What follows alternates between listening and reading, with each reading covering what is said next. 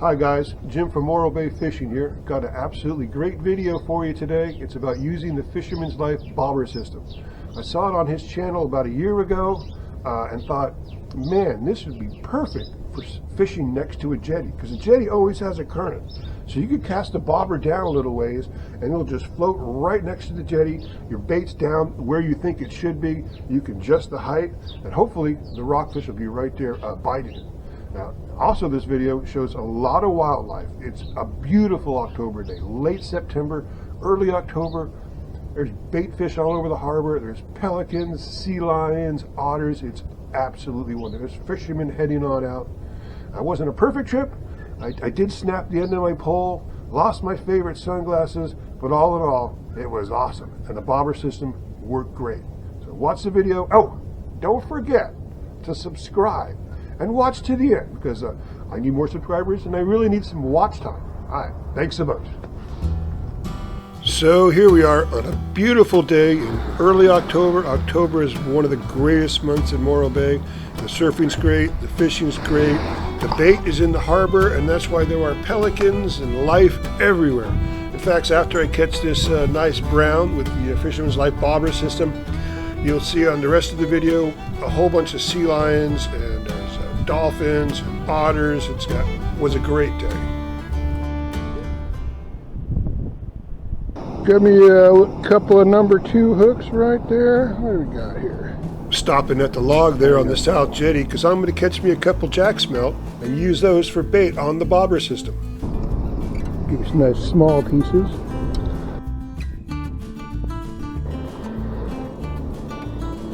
For the Jackmelt, I'm using a high-low system there, 2 hooks, about a foot apart, and at the very bottom, I got a 2-ounce triangle weight.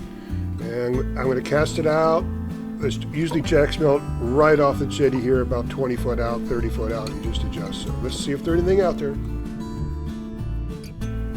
That's my 10-foot shore pole, and I've got a 10,000 reel on there. I forgot the brand. I didn't think I'd ever use it, but it was the only one I had available. My 8-foot has got the bobber system on it. That's why I'm not using that.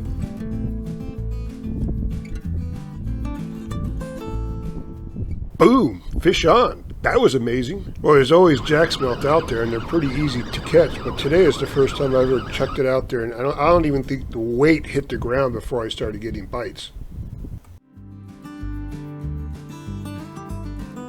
Look at that first cast.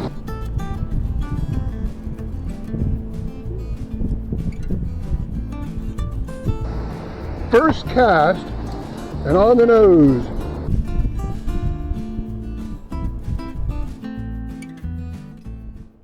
That's pretty amazing. I don't know why the Jackmelt are so hungry. Maybe the other bait fish is eating all the food, so they just need something to eat. A lot of competition for food out there.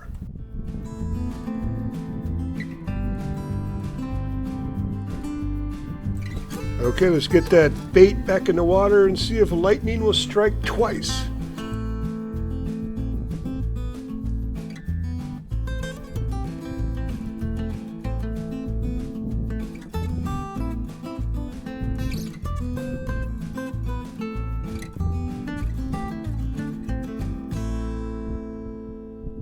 Boom chakalaka, another fish on. Number 2, just for you. I tell you, if you just had light gear, man, these things put up a little fight. Well, that worked out absolutely perfectly. I thought it would take me an hour or so to catch some Jackmelt. So this is going to give me plenty of time to get out there, set up that bobber system, and go for some rockfish. There you go. That's 2 Jackmelt in 2 minutes, I must say. Taking them out to see if we got some rockfish. Hopefully they're biting just as good too. Oh, she's a lady. Let her breathe. She's a child. Here we are, way out on the South Jetty, past the bend, almost to the end, ready to fish. Well, ready to set up the bobber system. Could hook that baby up like that. And we're going to let it roll on down there with the bobber. That's the Fisherman's Life bobber. Check out, see if this thing works. So nice to have some regular water. There's the bobber. Now about 10 feet back, there's a bobber stopper. You can see I cut the tail off that Jackmelt, and I tried to hook it to the cable baiter I really didn't need to do that. I could have just used a regular hook, and next time I use the bobber system, I will. Now, I could explain how the bobber system works, but then I thought, well, why not just let Matt from Fisherman Life do it? A normal bobber made out of styrofoam would probably weigh about half an ounce at most, but we added lead to this, so this weighs 2 1/4 ounce. One of a kind thing right there. So this is the rig. Got the bobber stopper on top, and a bead. That's going to stop the bobber wherever I want it. Right below that is a swivel. Below that, I got a dropper loop with a piece of anchovy, and below that, I put a cable baiter on it, but I did not pinch the barb. So I'm going to set this to about 10 more feet up, cast out, and just watch it. Just watch it. And when this red thing goes under, we got to fish on. It's about 3.5 feet from the bottom of the bait to the bobber stopper, so we're going to raise the stopper up all the way to the top. There's another 5 feet, so that should be 8. Another 5 feet, so that should be roughly 13, 14. We're going to start there, and if we need to go deeper, we will later, but we have an approximate depth thanks to that electronic bobber fish finder thing. So let's cast it out, see if we can get lucky out here. Hoo-ta! That hoo-ta must be one of his fishing secrets. So here's what you get with the system. You can see the bobber stopper. He gives you the beads. He gives you a nail with a rubber band on there too, because you see the hooks with the cable on it, the wire on it. That's for threading through an anchovy, and then you can bend it a little bit, and that way it'll spin as it goes by. But I'm putting this together here because I wanted to show you how you put the bobber stopper on, because I didn't quite get that. But you can see it's perfect little setup. You put it through that loop, and then now you're just going to grab the bobber stopper and just pull it over the wire, and then you can move. It'll slide up and down your line, and amazingly, it goes right through the eyes of your fishing pole with absolutely no problem. So it all worked out. It took me a little while to trust it, but I did, and it worked. I think it's about 12 foot right off the edge of the jetty. So I start off with the bobber stopper about 5 foot back, and I think I go to about 7. So you add like 3 foot, so that'd be 10 feet. Mats would drop a line out there, a weight, count, figure out how deep it was, and then set the bobber system so he knew how far off the bottom he was. I tried to get that cable baiter to thread through the tail of the Jackmelt, but it didn't work, and I should have just changed to another hook, as I said earlier. Part of my plan here was to do a little crab snare. You can only crab snare on the ocean side out here, but to do that I was going to put the pole down, and when I did, it snared up on that little rock you can see out there that's getting covered. And the string got hooked under a mussel that's out there. So I'm trying to figure out how to get it off there without breaking the line. I just don't want to pull it. Finally, I just figure I have to go out to that rock and stand there even though the waves are coming in. But you can see it's a really beautiful day. There's hardly any waves. In fact, there's almost no tide today.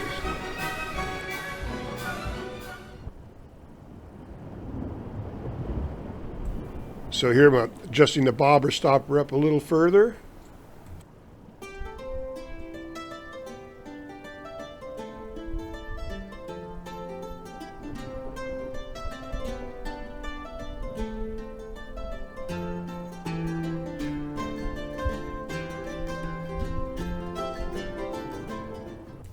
I decide to, I always catch more fish. I think I do. Whenever I'm using that halibut juice stuff, I always catch more fish. So I'm injecting a little squid here, just kind of put it down its gill there, and then I'm going to hook that onto the cable baiter and the tail and chuck that out there and see if something really wants it.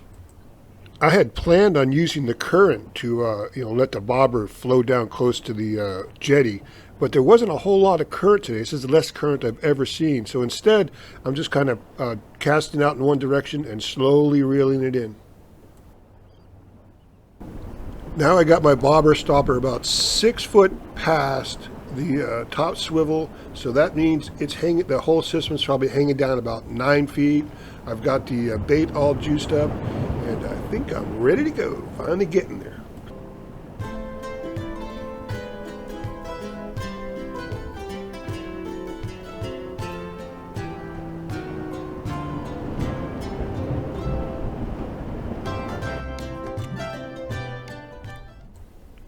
All of a sudden, this little otter pops its head up. He hangs out here for a little while with me, watches me fish.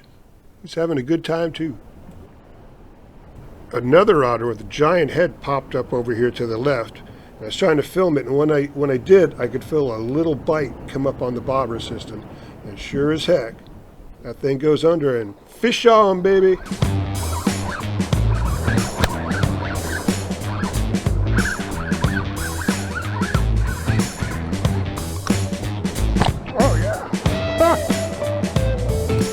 Look at the size of the brown I caught off the bobber. That was so nice. Look at that. The Fisherman's Life bobber system catches the biggest brown. Shit, is that food? Or pregnant? Food or pregnant? There. I don't know. You know, I don't know if that's food. Pregnant right there, I think. We're just going to let this baby go. Woo! Oh. Look. Oh, that's food. I would say that was food. Oh, you shouldn't have showed me that, buddy.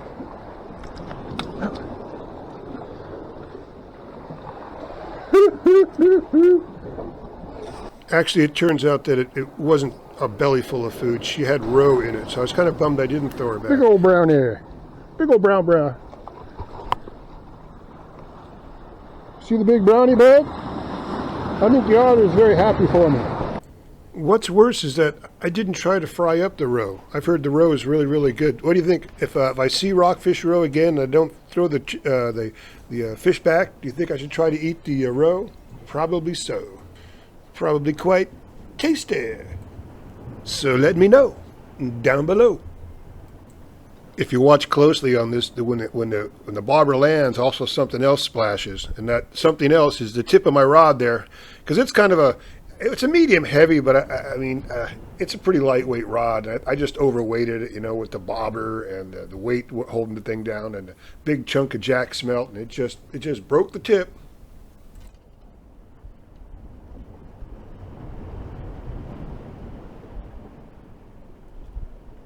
Okay.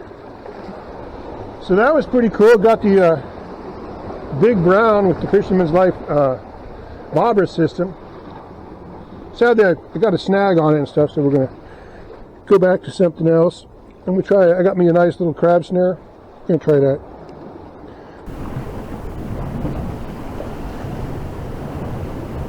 Okay, out here at South Jetty. Got ourselves a nice crab snare.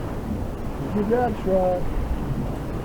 Nary a bite on the crab snare, and I did it for a while. I actually get back out the other rod there and fish it the regular way I do, with just some bait and a single hook and everything. But didn't get a single bite, and you didn't even pull any. Nothing was even trying to eat it. But I want to do some more crab snare, and I'm thinking maybe the North Jetty, you know, out on the ocean side, because as I say, you can't take crab inside the harbor. It's marine protected zone. You can fish in there, but not crab. Okay, action. Cue the boat. Cue the birds. Cue the sea lions. Everything just starts showing up on this beautiful October day. Well, I'm hoping to catch another fish or two to really make a good video here. So I took the 8-foot pole that had the tip snapped off, and I removed the tip, you know, cut it, got the tip out of the way, and I'm setting it back up with that Jackmelt there. Number 6 hook, 2-ounce torpedo weight on the bottom.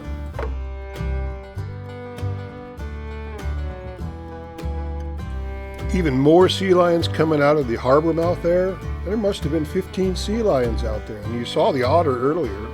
And the birds are everywhere, and the pelicans. As I said, the harbor is full of bait fish, and that's why everything's just munching stuff down. Not only was it an amazingly calm day, the tide was at a place where I could just walk across all these rocks. Sometimes it's just too high and you can't get down there. But today was perfect for walking around up there. Watch over my left shoulder. These dolphins also show up and stick around for a little bit.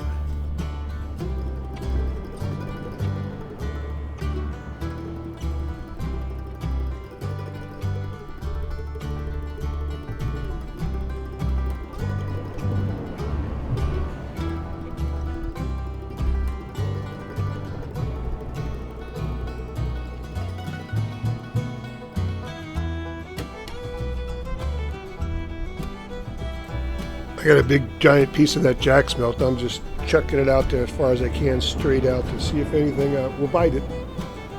Meantime, I'm continuing doing little crab snaring. Like I said, I didn't get any. The Sealions, they keep showing up.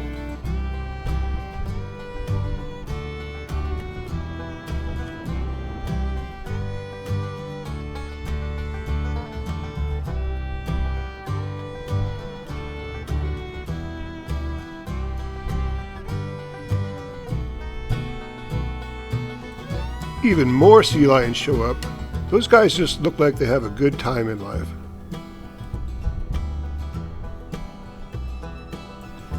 And the way they're looking at me, it kind of makes me wonder, are they checking out the Jackmelt at the end of the line and wondering where it came from? They're probably making the rockfish hide in their holes. I did, however, manage to catch one more fish, a starfish.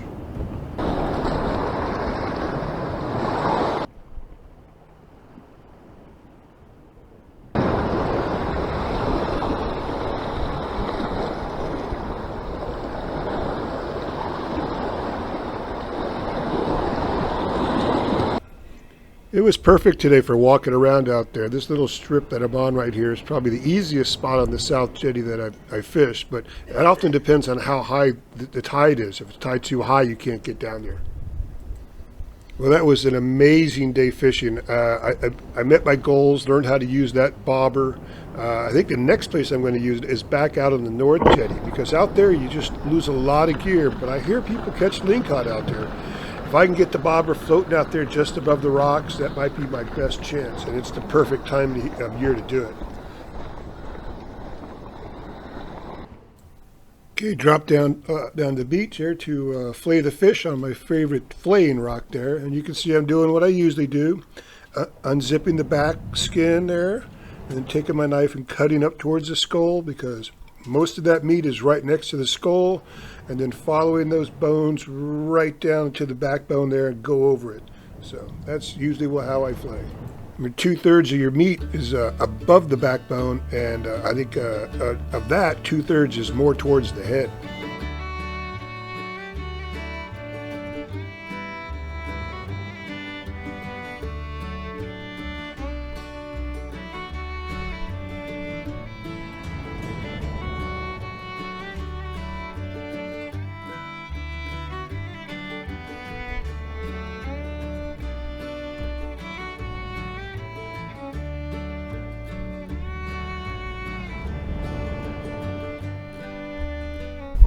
Look at those features right there. Those things are what got me last time.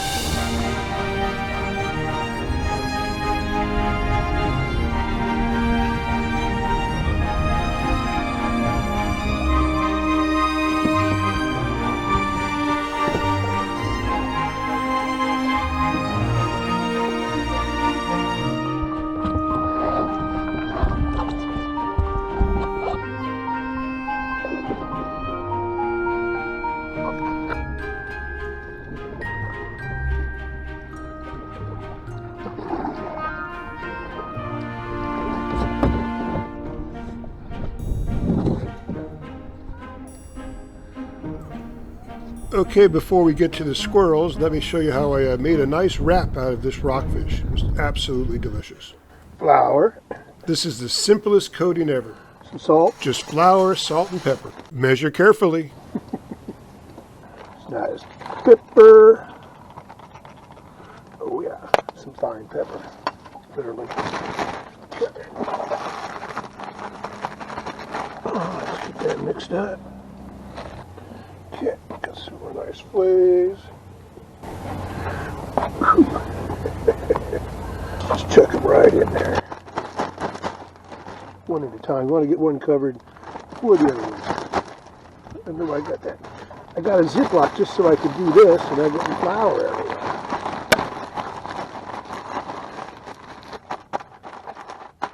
All right, those are well covered.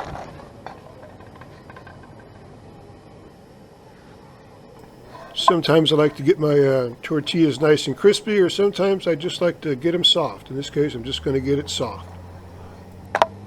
There we go.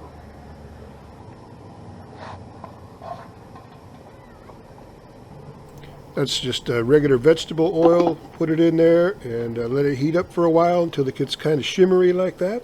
Add our flays. I would have liked to hear it sizzle a little harder when I first put those flays in there, but we'll get them up to temperature. It's not like you can go too far wrong with fresh fish.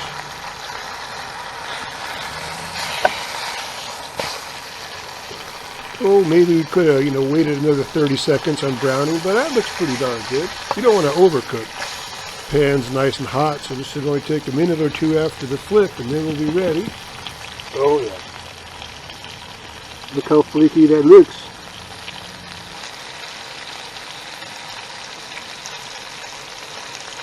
Going to heat this tortilla back up a little bit and put just a little bit of American cheese on there. We're going to wait till it melts. No cheese like American cheese, but it adds a lot of flavor. I forgot to have the camera on when I put the lettuce and carrots on there, but here it is. It's all ready to go. Sadly, I don't have a fork. Try this with just some of this. Check out this nice brown rockfish.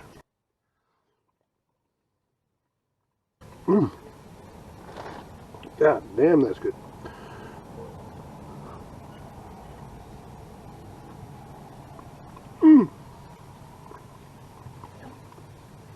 That's just fabulous. Especially, I'm so hungry. Forgot my Coke again. Alright, let me finish this off. Whew! Just look at that stuff. That is so good. Alright, fresh rockfish. Made the whole thing. Caught it on the old Fisherman's Life bobber. I'm going to go eat it now. We'll talk to you guys later.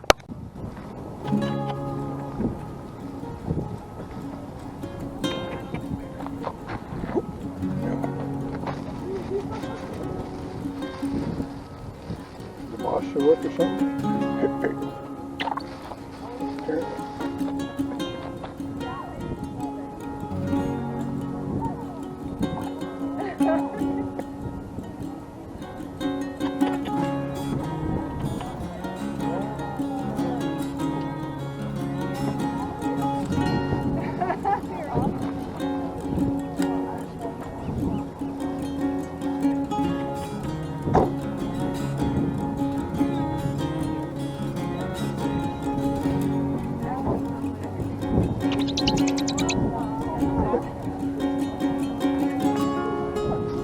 That's it. There you go.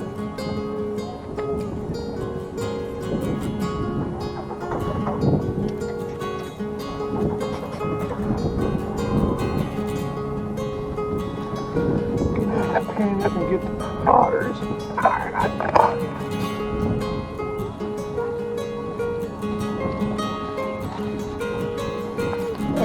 There you go.